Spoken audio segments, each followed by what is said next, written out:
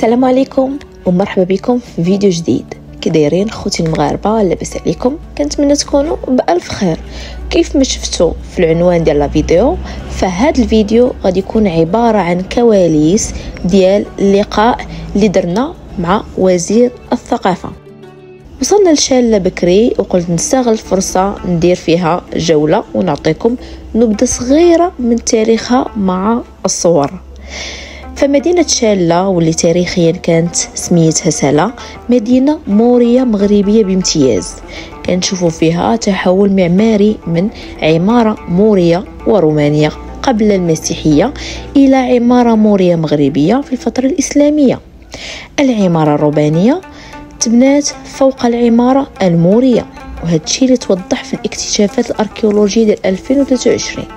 حمام روماني بما يسمى بتيرمة ومقبرة وتمثال، وعاد كاينين معبدين موريين. وكاين اللي كيعتبرها مدينة فينيقية حيث اكتشفوا فيها مواد خزفية كترجع لديك الفترة الفينيقية، ولكن هذا غلط حيث هذا الشيء كيدل فقط على أنها كانت محطة تجارية بين المدن المورية ليكسوس وجزيرة موغادور، لا أقل ولا أكثر.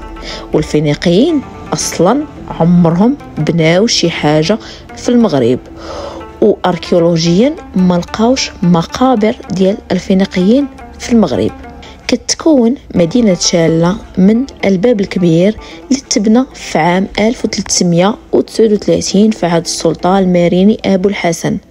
كندخلوا لشالة كنلقاو منطقة الحرف اليدوية، فيها مطاحن الزيت، فيها محلات تجارية، فيها مساحات مخصصة للحرفيين والتجار، وكاين فندق سميتو النزالة كانوا كيجلسوا فيه الحجاج والزوار اللي كيجيو يزوروا المقابر ديال المدينة. وكشفت الابحاث مقبرة مارينية اللي سميتها الخلوة، ومدرسة وقبات من اهمها قبة السلطان أبي الحسن ومراسو شمس الضحى، والمأذنة والمنارة المزخرفة بالهندسة المغربية والزليج المغربي، مثال للعمارة المغربية المارينية. وكيضم الموقع أحد أروع الحمامات المغربية ديال القرن 14، وحوض مزخرف بالزليج المغربي، وقاعة الوضوء اللي تابعة المسجد أبي يوسف يعقوب الماريني. كيف ما كتشوفوا الزليج والزخرفة المغربية كيف كانت كيف باقة. تاريخنا هو حاضرنا وهو مستقبلنا إن شاء الله.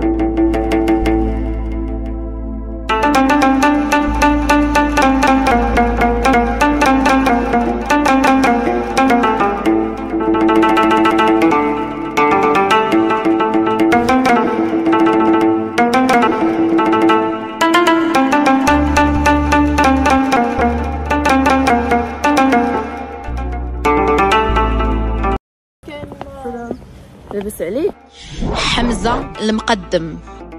الحمد لله. حمزه ضرب لينا. عرف اللباس ديالك. لابس جلابه ديال السوس ديال الكحل مخدومه بالمرمى وبرنوس شرقي كحل وايمان والبلغه زيوانيه ملكيه. وايمان زيد. ايمان لابسه كسوه مغربيه فاسيه ديال مجبود، ديال النطع بيان سور، ديال مجبود. اييه دايره معاه العصابه اللي كتجي مع ديال الرباط، توقيته الرباطيه. اييه. وحنايا دابا فين؟ حنا دابا في شاله. شاله. بوتينا مرحبا بك. بوتينا الطيفي. شكرا بارك الله فيك. بوتينا عرفي لينا باللبسه ديالك. هذه اللبسه الامازيغيه بالضبط ديال زاكوره، اللبسه سوسيه، تاج سوسي تاونزه، والتاج الاخر ديال ايتبا عمران، قفطان اسملال صايه، والحزام ديال زاكوره. شوفوا على منظر شحال زوين. كاينين الناس كيتغداو وكيشربوا اتاي داكشي. كاين تما لاكيب ديال التصوير، شي هو هذاك، وبقاو معانا.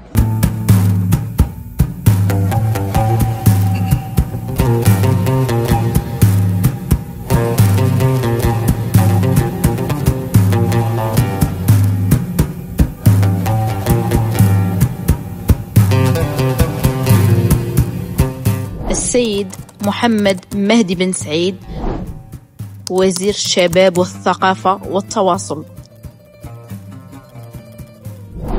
بشرى النقرة. أيمن أمارير.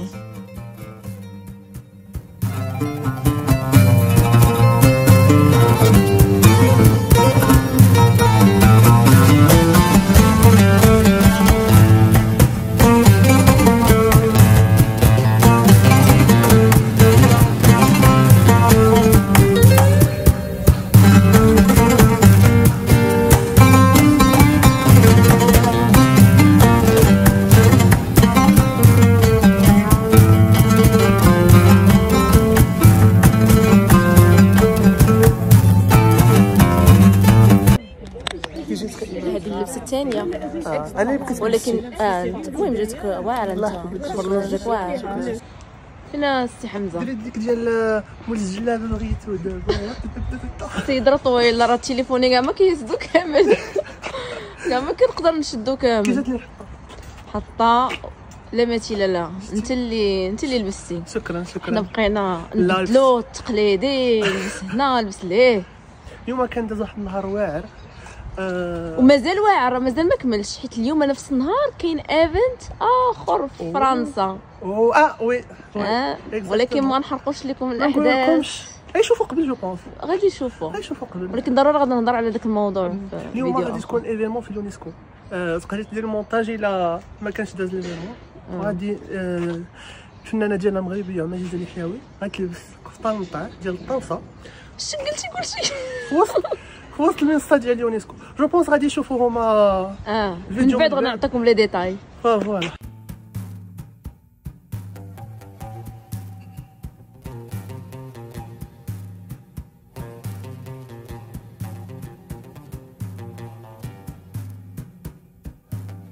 كنكونوا هنا وصلنا للنهاية ديال الفيديو، وكالعادة فيديوهاتي للمغاربة الأحرار ماشي المداويخ ولا الكراغلة. شكرا لكم على المشاهدة، ونتلاقاو في فيديو جاي إن شاء الله. المغرب أولا ولا غالب إلا الله. السلام عليكم.